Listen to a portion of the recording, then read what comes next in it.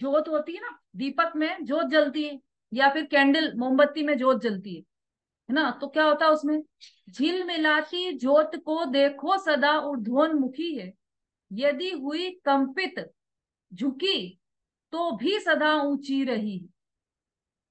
आज तुम भी द्वार मुक्ति द्रव्य का खोलो, तुम स्वयं के हो, स्वयं से हो, स्वयं के हो लो। जगमगाओ आज घर को, दीप को तुम खूब जोलो, किंतु क्या अंतर प्रकाशित हो सकेगा आज बोलो।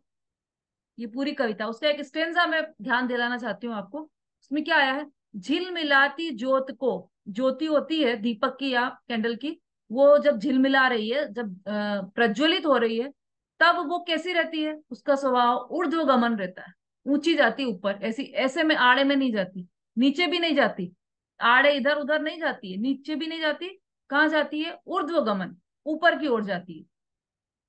यदि झुक भी जाए तो भी क्या चाहती है वो, सीधे ही होती है वापस, या हिल जाए हवा से हिले, तब भी हिलने के बाद वापस ऊर्ध्वगमन स्वभावी हो जाती है।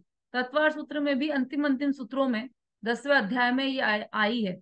आत्मा का स्वभाव एक तो ऊर्ध्वगमन है, तो उसके लिए ये अग्नि का उदाहरण लिया है कि अग्नि ऊर्ध्वगमन स्वभावी होती है।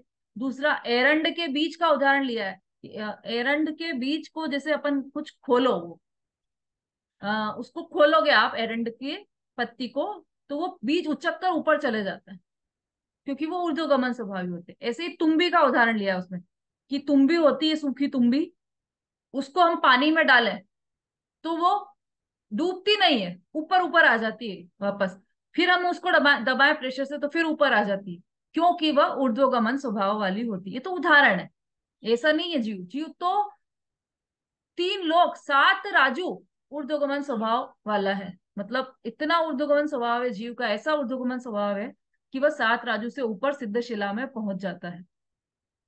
तो और कैसा है, स्वाभाविक ऊर्ध्वगमन स्वभाव के कारण, ऊर्ध्वगमन के कारण ऐसा उसका स्वभाव है। एक समय मात्र में कितने समय लगते हैं, यहां से हम बॉम्बे जाएं तो कितने समय में पहुंचेंगे, यूएस से गए अनीता जी, कितना समय लगा, 22 घंटे, 24 घंटे, है ना, मिनिमम। डायरेक्ट फ्लाइट से जाओ तो फिर इतना लग जाता है समय। बंबई गई इंदिरा जी तो कितना समय लगा, कि 22 घंटे लग गए, ट्रेन से गए तो, है ना। अब जो सिद्ध शिला यहाँ से अनंत कोस ऊपर है, असंख्यात कोस ऊपर है, ऐसी सिद्ध शिला में जाएंगे तो कितना समय लगेगा। जब बॉम्बे में ही 22-24 घंटे लग रहे हैं, तो वहां तो कितना समय लग जाएगा। चलो कोई बात नहीं, ट्रेन से नहीं, हम तो रॉकेट से जाएंगे, तब भी कितना समय लगेगा। अरे वो ऐसी स्थान है जहां पर रॉकेट भी नहीं जाता है, और वहां जीव बिना रॉकेट के जाता है, और एक समय में पहुंच जाता है। एक समय मतलब, एक समय मतलब कितना समय हुआ, कि हमने जो पलक झपकाई ना, उसमें तो असंख्यात समय निकल गए। एक समय में ये जीव सिद्ध दशा, सिद्धालय में पहुंच जाता है। एक समय मात्र में लोकाग्र में पहुंचकर वहां स्थिर रह जाते हैं। ऐसा नहीं होता कि सिद्ध भगवान इतने सारे हैं वहां पर, सब घूमते फिरते रहते होंगे इधर से उधर, इतनी बड़ी सिद्धशिला है तो एक जगह क्यों रहें, आज इधर चलते हैं, आज उधर चलते हैं, आज उधर के दोस्तों से मिलकर आते हैं, आज उधर की फ्रेंड्स से मिलकर आते हैं। ऐसा नहीं, जहां पर पहुंचे, जैसे पहुंचे वैसे ही वो स्थिर हो जाते हैं। ऐसे जीव संसार रूपी दुखदाई तथा अगाध समुद्र से पार हो गए हैं। संसार दुख रूपी है कि नहीं है, कि हमें तो बहुत सुख लग रहा है यहाँ पर, घूमने को तो मिल रहा है, सिद्ध दशा में तो घूमने को भी नहीं मिलेगा, बात करने को भी नहीं मिलेगा, तो संसार ज्यादा अच्छा है या वहां, वहां लटकना ज्यादा अच्छा है। पहले तो ये डिसाइड होना चाहिए कि संसार रूपी दुखदाई तथा अगाध समुद्र से पार हो गए हैं। हम क्या करते हैं, प्राप्त पर्याय में तन्मय हो जाते हैं। ये टोडरमल जी ने मोक्ष मार्ग प्रकाशक में इसको बहुत अच्छी तरह से लिया, कभी आपको अवसर लगे तो जरूर पढ़ना, कि ये जीव जो है वो प्राप्त पर्याय में तन्मय होता है, उसको जो भी अभी की अवस्था मिली उसमें तन्मय हो जाता है। अभी जैसे मान लो 3-4 दिन के लिए, वैसे तो होता नहीं है, लेकिन 3-4 दिन के लिए आपका शरीर स्वस्थ है, पूर्णतया स्वस्थ है, कोई न सिर दुख रहा है, ना कमर दुख रही है, ना पैर दुख रहे हैं, कुछ भी नहीं हो रहा है, और एकदम स्वस्थ हो आप।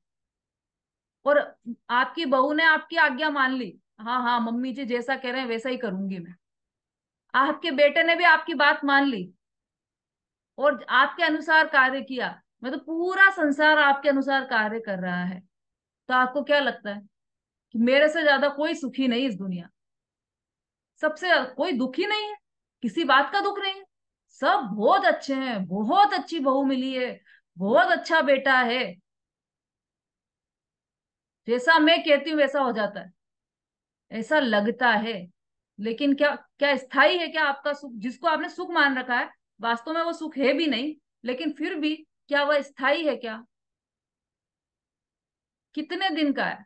और वास्तव में देखा जाए तो ये जो पूरा जीवन हमें दिखाई देता है, 100 साल का, 80 साल का, 50 साल का, ये जो जीवन दिखाई दे रहा है, कितना क्षणिक है ये।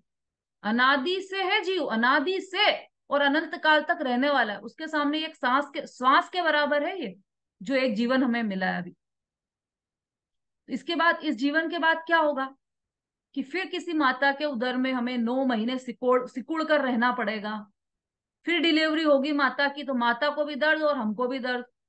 फिर एबीसीडी से पढ़ो, फिर मैडम डंडे मार रही है, फिर सारी कार्यक्रम वही का वही चलने वाला।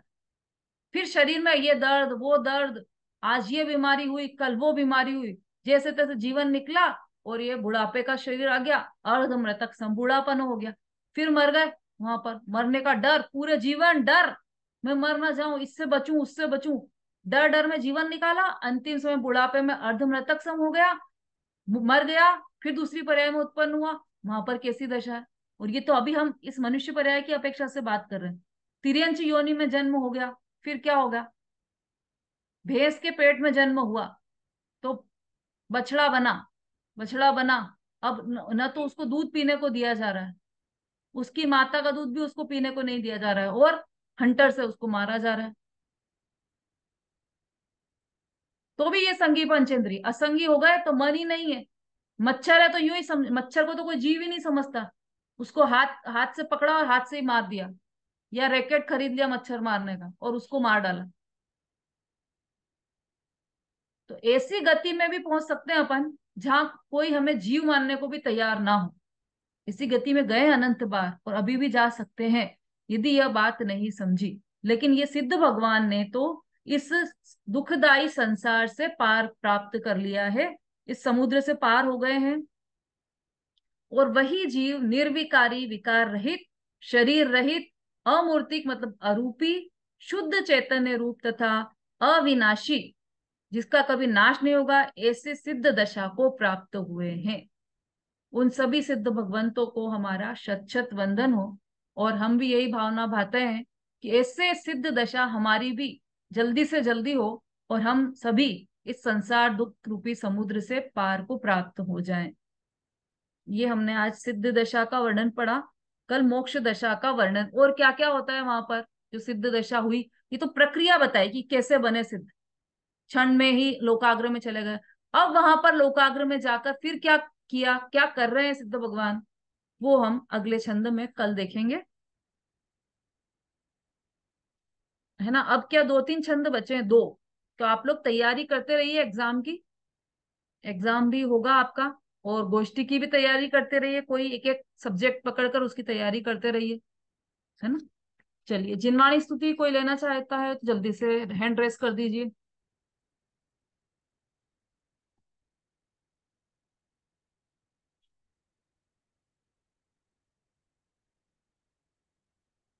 भजन या जिनवाणी स्तुति कुछ भी ले सकते हैं आप।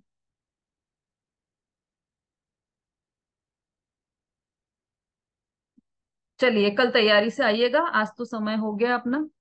जावाणी के ज्ञान से सूझे लोकालो, सोवाणी मस्तक नमो सदा देत मुंडो। बोलिए जिनवाणी माता की जय, महान जैन धर्म की जय। सभी को जय जिनेन्द्र। सभी जय को जिनेन्द्र। जय जय जिनेन्द्र। सभी को जय जिनेन्द्र। जय जिनेन्द्र दीदी। जय जिनेन्द्र।